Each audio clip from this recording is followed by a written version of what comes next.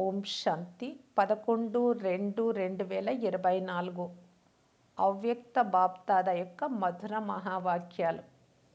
తండ్రితో, సేవతో మరియు పరివారంతో ప్రేమ ఉంచుకుంటే శ్రమ నుండి విడుదలవుతారు. ఒకటి తండ్రితో, రెండవది సేవతో, మూడవది పరివారం. మూడింటిపైన ప్రేమ ఉండాలి, అప్పుడు ఎలాంటి శ్రమ ఉండదు. రివైజ్ 24/2/1998. ఈరోజు నలువైపులా ఉన్న పిల్లలు తమ తండ్రి జయంతిని జరుపుకునేందుకు వచ్చారు. సన్ముఖంలో కూర్చొని ఉన్న మధుబన్లో లేక ఆకార రూపంలో తండ్రి ఎదురుగా ఉన్న ఎక్కడెక్కడో ఉంటే కూడా బాబా క్లాస్ వింటూ ఉంటారు. తండ్రి పిల్లలందరినీ చూస్తూ ఉన్నారు. ఒకవైపు మిలనం చెయ్యాలి అనే సంతోషం ఉంది, బాబాను కలవాలి అని. రెండవ వైపు తండ్రిని త్వరగా ప్రత్యక్షం చేసే సేవ చెయ్యాలి అనే ఉమంగ్ ఉత్సాహాలు ఉన్నాయి. బాప్దాదా నలువైపులా ఉన్న పిల్లలను చూస్తూ అరబ్ ఖరబ్ రెట్ల శుభాకాంక్షలు ఇస్తున్నారు. ఎలాగైతే పిల్లలు తండ్రి జయంతిని జరుపుకునేందుకు మూలల నుండి దూరాల నుండి వచ్చారో, అలా బాప్దాదా కూడా పిల్లల జన్మదినాన్ని జరుపుకునేందుకు వచ్చారు. అందరికంటే దూర దేశం ఎవరిది? తండ్రిదా లేక మీదా? మేము చాలా దూరం నుండి వచ్చాము అని మీరు అంటారు, కానీ నేను మీకంటే దూరదేశం నుండి వచ్చాను అని తండ్రి అంటారు. కానీ మీకు సమయం పడుతుంది, తండ్రికి సమయం పట్టదు. మీరందరూ ట్రైను లేక విమానంలో రావాల్సి వస్తుంది, కానీ తండ్రి కేవలం రథాన్ని, బ్రహ్మబాబా శరీరాన్ని తీసుకోవాల్సి వస్తుంది. కనుక కేవలం మీరు మాత్రమే తండ్రి జయంతిని జరుపుకునేందుకు రాలేదు, కానీ తండ్రి కూడా ఆది సాథీలైన బ్రాహ్మణాత్మలు, జన్మ సాథీలైన పిల్లల జన్మదినాన్ని జరుపుకునేందుకు వచ్చారు. ఎందుకంటే తండ్రి ఒంటరిగా అవతరించరు, కానీ బ్రహ్మ మరియు బ్రాహ్మణ పిల్లలతో పాటు దివ్య జన్మ తీసుకుంటారు, అనగా అవతరిస్తారు. బ్రాహ్మణులు లేకుండా తండ్రి ఒంటరిగా యజ్ఞాన్ని రచించలేరు. తండ్రి యజ్ఞాన్ని రచించి బ్రహ్మ ద్వారా బ్రాహ్మణులను రచించారు. అప్పుడే మీరందరూ జన్మించారు. కనుక 2 సంవత్సరాల వారు కానీ 2 మాసాల వారు కానీ మీ అందరికీ దివ్య బ్రాహ్మణ జన్మ యొక్క శుభాకాంక్షలు. ఈ దివ్య జన్మ ఎంత శ్రేష్టమైనది! తండ్రి కూడా ప్రతి దివ్య జన్మధారి బ్రాహ్మణాత్మల భాగ్య నక్షత్రం మెరుస్తూ ఉండడాన్ని చూసి హర్షితమవుతున్నారు. అంతేకాదు, సదా వాహ్ వజ్రతుల్య జీవితం కలిగిన బ్రాహ్మణ పిల్లలు వాహ్ అనే పాట పాడుతూ ఉన్నారు. మీరు వాహ్ వాహ్ కదా! తండ్రి పిల్లలను వాహ్గా తయారు చేశారు. ఈ అలౌకిక జన్మ తండ్రిది కూడా అతీతమైనది. అంతేకాక పిల్లలైన మీది కూడా అతీతమైనది మరియు ప్రియమైనది. తండ్రి ఒక్కరికే ఇలాంటి జన్మ మరియు జయంతి ఉంటుంది. మరెవ్వరికి ఇలాంటి జన్మ లేదు, ఉండదు కూడా. నిరాకారునిది దివ్య జన్మ. మిగిలిన ఆత్మలన్నింటి జన్మ తమ తమ సాకార శరీరాలలో జరుగుతుంది, కానీ నిరాకార తండ్రి యొక్క జన్మ పరకాయ ప్రవేశం ద్వారా జరుగుతుంది. పరాయ శరీరం బ్రహ్మబాబా శరీరం. మొత్తము కల్పంలో ఈ విధి ద్వారా ఎవరి జన్మ అయినా జరిగిందా? ఒక్క తండ్రిది మాత్రమే ఇలాంటి అతీతమైన జన్మదినం జరుగుతుంది. దీనిని శివ జయంతి రూపంలో భక్తులు కూడా జరుపుకుంటూ వస్తున్నారు. కనుక ఈ దివ్య జన్మ యొక్క మహత్వం మీకే తెలుసు, భక్తులకు తెలియదు. కానీ ఏదైతే విన్నారో దాని అనుసారంగా ఉన్నతాతి ఉన్నతమైనదిగా భావిస్తూ జరుపుకుంటూ వస్తున్నారు. పిల్లలైన మీరు కేవలం జరుపుకోవడమే కాక దానితో పాటు స్వయాన్ని తండ్రి సమానంగా తయారు చేసుకుంటున్నారు కూడా. మీకు అలౌకిక దివ్య జన్మ యొక్క మహత్వం గురించి తెలుసు. ఇక ఏ తండ్రి మరియు పిల్లల జన్మ జతలో జరగదు. శివ జయంతి అనగా తండ్రి యొక్క దివ్య జన్మతో పాటు పిల్లల జన్మ కూడా జరిగింది. అందుకే డైమండ్ జూబ్లీ జరుపుకున్నారు కదా. అనగా తండ్రితో పాటు పిల్లల దివ్య జన్మ కూడా ఉంది. కేవలం ఈ జయంతిని మాత్రమే వజ్రతుల్య జయంతి అని అంటారు. కానీ వజ్రతుల్య జయంతిని జరుపుకుంటూ మీరు స్వయం కూడా వజ్రతుల్య జీవితంలోకి వచ్చేస్తారు. ఈ రహస్యం పిల్లలందరికీ బాగా తెలుసు. అంతేకాక ఇతరులకు కూడా వినిపిస్తూ ఉంటారు. పిల్లలు తండ్రి దివ్య జన్మ యొక్క మహత్వాన్ని ఎంత ఉమంగ్ ఉత్సాహాలతో జరుపుకుంటూ ఉంటారో ఆ సమాచారాన్ని బాప్దాదా వింటూ ఉంటారు మరియు చూస్తారు కూడా.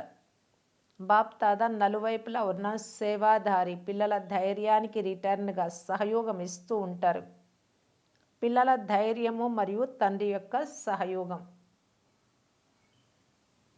ఈ రోజుల్లో బాప్దాదా వద్దకు పిల్లలందరి నుండి ఇప్పుడు తండ్రి సమానంగా త్వరగా తయారవ్వాల్సిందే అని ఒకే స్నేహ సంకల్పం మాటి మాటికి వస్తుంది. తండ్రి కూడా ఓ మధురమైన పిల్లలు మీరు తయారవ్వాల్సిందే అని అంటారు. ప్రతి ఒక్కరికి మేం కాకుంటే ఇంకెవరు అవుతారు అనే దృఢ నిశ్చయం ఉంది. ఇంకా దానిని అండర్లైన్ చేసుకోండి. మేమే అయ్యాము, మేమే అవుతున్నాము, మేమే ప్రతి కల్పము అవుతాము అనే నిశ్చయం పక్కాగా ఉంది కదా. డబల్ విదేశీయులు కూడా శివ జయంతిని జరుపుకునేందుకు వచ్చారా? మంచిది. డబల్ విదేశీయులు చేతులెత్తండి. బాప్దాదా చూస్తూ ఉన్నారు. విశ్వంలో ఏ మూల కూడా ఉండిపోకూడదు అనే ఉమంగ్ ఉత్సాహాలు డబల్ విదేశీయులలో చాలా ఎక్కువగా ఉన్నాయి. అంటే ఇంకా తెలియనటువంటి వారు. భారతదేశం వారికి సేవ కొరకు చాలా సమయం లభించింది మరియు భారత్ వాసులు గ్రామంలో సందేశం ఇచ్చారు. కానీ డబల్ విదేశీయులకు భారత్ వాసుల కంటే సేవా సమయం తక్కువగా లభించింది. అయినా కూడా ఉమంగుత్సాహాల కారణంగా బాప్దాదా ఎదురుగా సేవ యొక్క మంచి రుజువును తీసుకొచ్చారు. ఇంకా తీసుకొస్తూ ఉంటారు. భారతదేశంలో వర్తమాన సమయంలో వర్గీకరణ సేవలు ఏవైతే ప్రారంభమయ్యాయో వాటి కారణంగా అన్ని వర్గాల వారికి సందేశం లభించడం సహజమైపోయింది. ఎందుకంటే ప్రతి వర్గము వారు ఇంజనీరింగ్, డాక్టర్సు, వ్యవసాయం చేసేవారు, వ్యాపారస్తులు ఇలాగా అన్ని వర్గాల వారు తమ వర్గంలో ముందుకు వెళ్ళాలి అని కోరుకుంటారు. కనుక ఈ వర్గీకరణ సేవ యొక్క ఆవిష్కరణ బాగుంది. దీని ద్వారా భారతదేశం యొక్క సేవలో కూడా విశేషమైన ఆత్మలు రావడంతో మంచి ప్రకాశం వచ్చింది. మంచిగా అనిపిస్తుంది కదా. వర్గీకరణ సేవ మంచిగా అనిపిస్తుందా? విదేశం వారు కూడా మంచి గ్రూపులు తీసుకొస్తారు, రిట్రీట్ చేయిస్తారు, మంచి పద్ధతిని ఏర్పాటు చేశారు. ఎలాగైతే భారతదేశంలో వర్గీకరణ ద్వారా సేవలో అవకాశం లభించిందో అలా వీరి యొక్క ఈ విధి కూడా చాలా బాగుంది. బాప్దాదాకు 2 రకాల సేవ ఇష్టమే. జగదీష్ బిడ్డ మంచి ఆవిష్కరణ చేశారు. విదేశంలో ఈ రిట్రీట్ డైలాగ్ చేయడం ఎవరు ప్రారంభించారు అంటే అక్కడ ఉండేవారు చెప్పారు, అందరూ కలిసి చేశారు అని. భారతదేశంలో కూడా అందరూ కలిసే చేశారు. అయినా కూడా వీరు నిమిత్తమయ్యారు. మంచిది. ప్రతి ఒక్కరికి తమ హంజిన్స్ యొక్క సంఘటనలో మంచిగా అనిపిస్తుంది. కనుక 2 వైపులా సేవలో అనేక మంది ఆత్మలను సమీపంగా తీసుకొచ్చే అవకాశం లభిస్తుంది. రిజల్ట్ మంచిగా అనిపిస్తుంది కదా. రిట్రీట్ యొక్క రిజల్ట్ బాగుందా? వర్గీకరణ యొక్క రిజల్ట్ కూడా బాగుంది. దేశ విదేశాలలో ఏదో ఒక క్రొత్త ఆవిష్కరణ చేస్తున్నారు మరియు చేస్తూ ఉంటారు. భారతదేశంలో కానీ విదేశంలో కానీ సేవ యొక్క ఉమంగం బాగుంది.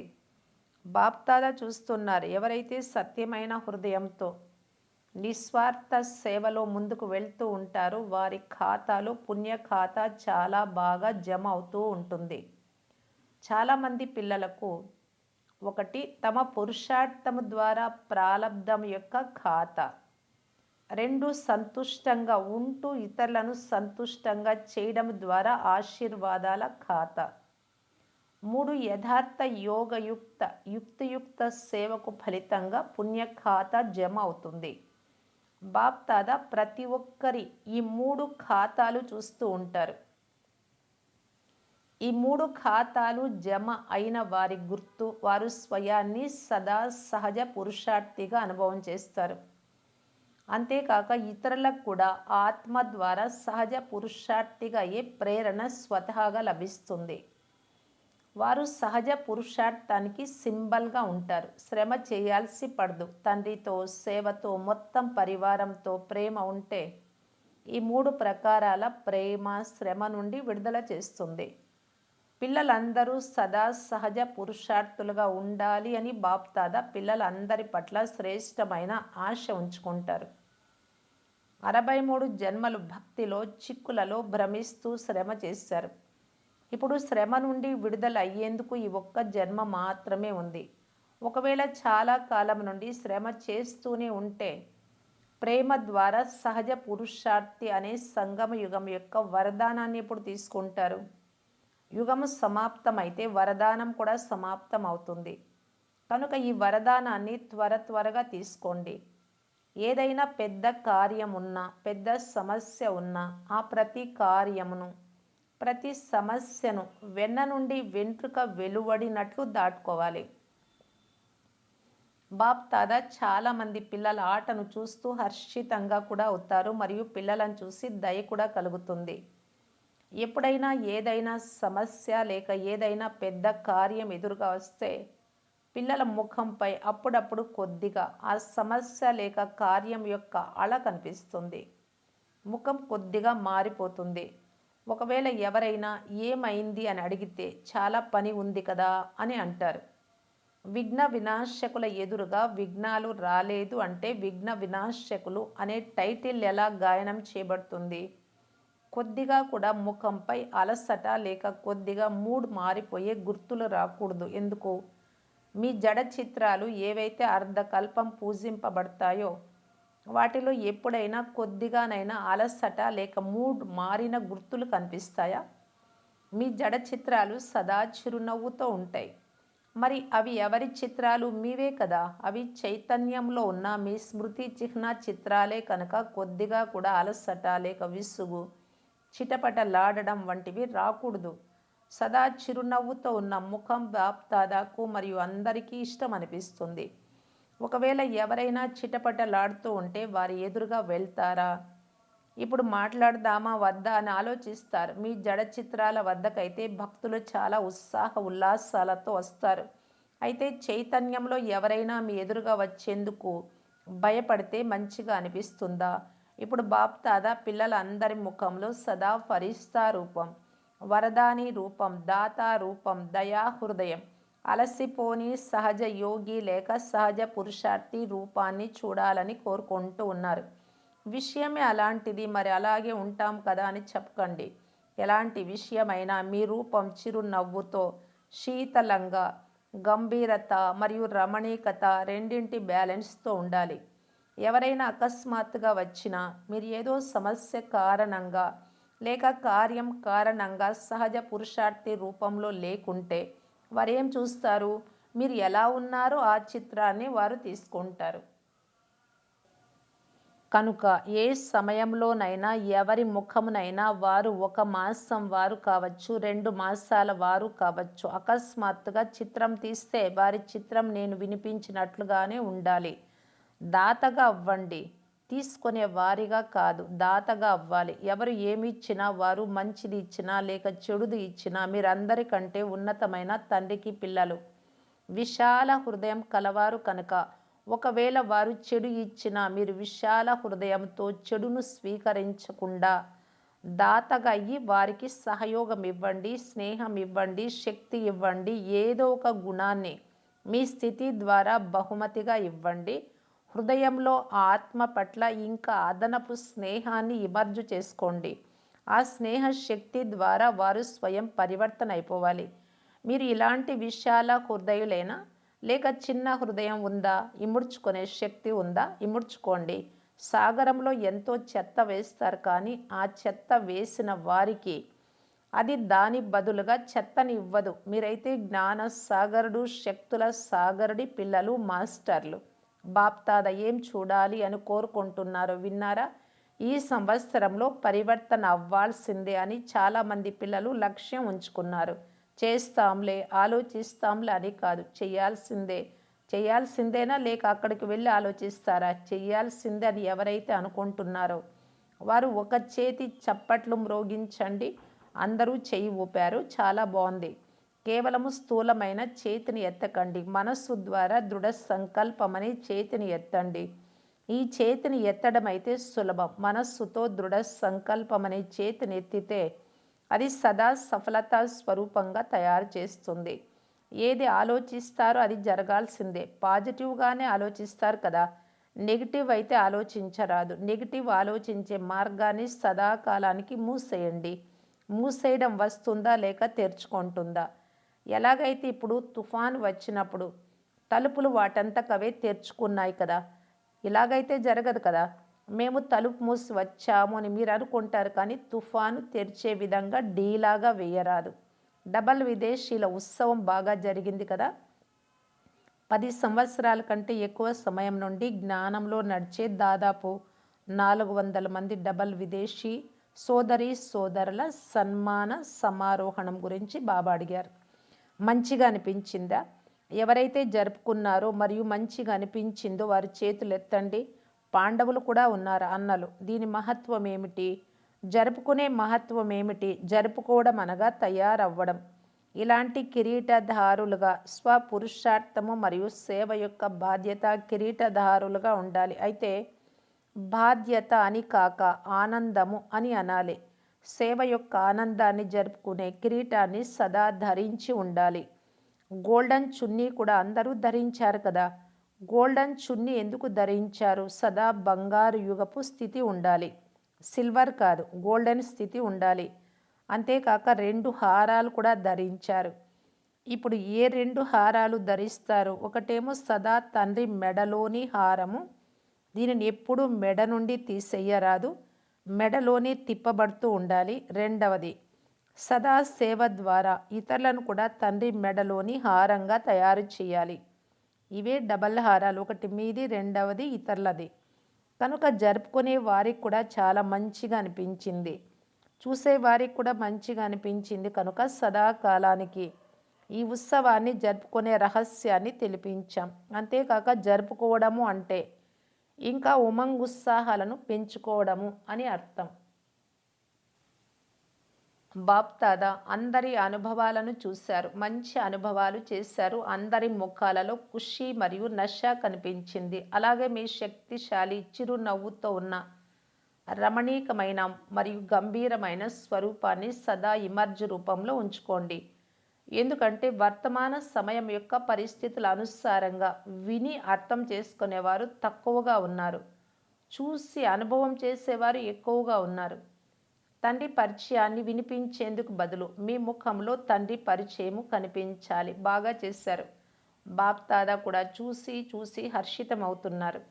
ఈ సంవత్సరాన్ని లేక ఈ సీజన్ను విశేషంగా ఉత్సవాల సీజన్గా జరుపుకున్నారు. ప్రతి సమయం ఒకేలాగా ఉండదు. బాబా డ్రిల్ చేయించారు. అందరిలో రూలింగ్ పవర్, శాసన శక్తి ఉందా? కర్మేంద్రియాలపై ఎప్పుడు కావాలి అంటే అప్పుడు రూల్ చేయగలుగుతున్నారా? నడిపించగలుగుతున్నారా? స్వరాజ్య అధికారులుగా అయ్యారా? ఎవరైతే స్వరాజ్య అధికారులో వారే విశ్వరాజ్య అధికారులుగా అవ్వగలరు. ఎప్పుడు కావాలి అన్నా, ఎలాంటి వాతావరణం ఉన్నా, ఒకవేళ మనస్సు బుద్ధికి స్టాప్ అని ఆజ్ఞాపిస్తే స్టాప్ అవుతుందా లేక సమయం పడుతుందా? ఈ అభ్యాసం, అశరీరీ అభ్యాసం పూర్తి రోజంతటిలో మధ్య మధ్యలో చేయడం అవసరం. ఏ సమయంలో మనస్సు బుద్ధి బిజీగా ఉంటాయో ఆ సమయంలో ఒకవేళ 1 సెకండ్ కోసం స్టాప్ చేయాలి అనుకుంటే చేయగలమా అని ప్రయత్నించి చూడండి. సంకల్పాలను స్టాప్ అని అంటూనే స్టాప్ అవ్వడంలో 3 నిమిషాలు 5 నిమిషాలు పట్టరాదు. ఈ అభ్యాసం అంతిమంలో చాలా చాలా పనికొస్తుంది. ఈ ఆధారంతోనే మీరు పాస్ విత్ ఆనర్గా అనగా గౌరవప్రదంగా పాస్ కాగలరు, శిక్షలు లేకుండా. మంచిది. సదా మనస్సు యొక్క ఉత్సాహాల ఉత్సవాన్ని జరుపుకునే స్నేహి ఆత్మలు, సదా వజ్రతుల్య జీవితాన్ని అనుభవం చేసేవారు, అనుభవం యొక్క అథారిటీ కలిగిన విశేషాత్మలు, సదా తమ ముఖము ద్వారా తండ్రి పరిచయాన్ని ఇచ్చి తండ్రిని ప్రత్యక్షం చేసే సేవాధారి ఆత్మలు, సదా గంభీరత మరియు రమణీకత రెండింటిని ఒకేసారి బ్యాలెన్స్లో ఉంచుకొని అందరి ఆశీర్వాదాలకు అధికారులుగా ఈ ఆత్మలు, నలువైపులా దేశ విదేశాలలో ఉన్న ఇలాంటి పిల్లలకు శివరాత్రి శుభాకాంక్షలు, శుభాకాంక్షలు. అంతేకాక దిలారాముడైన బాప్ దాదా యొక్క హృదయపూర్వక ప్రేమపూర్వక ప్రియ స్మృతులు మరియు నమస్తే. వరదానం: మీ రాజ్య అధికారి లేక పూజ్య స్వరూపం యొక్క స్మృతి ద్వారా దాతగా అయ్యి ఇచ్చేటటువంటి సర్వ ఖజానాలతో సంపన్న భవ. సదా నేను పూజ్యాత్మను, ఇతరులకు ఇచ్చే దాతను, లేవతనగా తీసుకునేవారు కాదు, దేవతను ఇచ్చేవారిని అనే స్మృతిలో ఉండండి. ఎలాగైతే తండ్రి మీ అందరికీ తనంతకు తానే ఇచ్చారో అలా మీరు కూడా మాస్టర్ దాతలుగా ఇస్తూ ఉండండి, వేడుకోకండి. మీ రాజ్య అధికారి లేక పూజ్య స్వరూపం యొక్క స్మృతిలో ఉండండి. ఈ రోజు వరకు మీ జడ చిత్రాల ముందుకు వెళ్ళి మమ్మలను రక్షించండి అని వేడుకుంటారు కనుక మీరు రక్షించేవారు, రక్షించండి రక్షించండి అని అడిగేవారు కాదు. కానీ దాతగా అయ్యేందుకు స్మృతి ద్వారా, సేవ ద్వారా, శుభభావన శుభకామనల ద్వారా సర్వ ఖజానాలతో సంపన్నంగా అవ్వండి. స్లోగన్: నడవడిక మరియు ముఖం యొక్క ప్రసన్నతయే ఆత్మిక పర్సనాలిటీకి గుర్తు. అవ్యక్త ఇషారా: మధురత గుణాన్ని ధారణ చేసి మధుసూదనుడైన తండ్రి పేరును ప్రఖ్యాతి చేయటానికి బాప్దాదా తెలియజేస్తూ ఉన్నారు. మధురత యొక్క సౌగాత్ కానుకను సదా జతలో ఉంచుకోవాలి. సదా మధురంగా ఉండాలి, మధురంగా చేయాలి. ఏ విధంగా మకర సంక్రాంతి రోజును ఆ రోజు నువ్వులతో పాటు బెల్లము కలిపి తింటారో అది సంఘటన శక్తి యొక్క స్మృతి చిహ్నం. నువ్వులు ఆత్మ బిందు స్వరూపానికి గుర్తు, స్వీట్ బెల్లాన్ని మధురతకు గుర్తుగా ఉంచారు. మీరు ఆత్మిక స్థితిలో స్థితమయ్యి మధురత మిఠాయి తింటూ తినిపిస్తూ ఉంటే సంఘటన ఒకటిగా ఉంటుంది. ఓం శాంతి.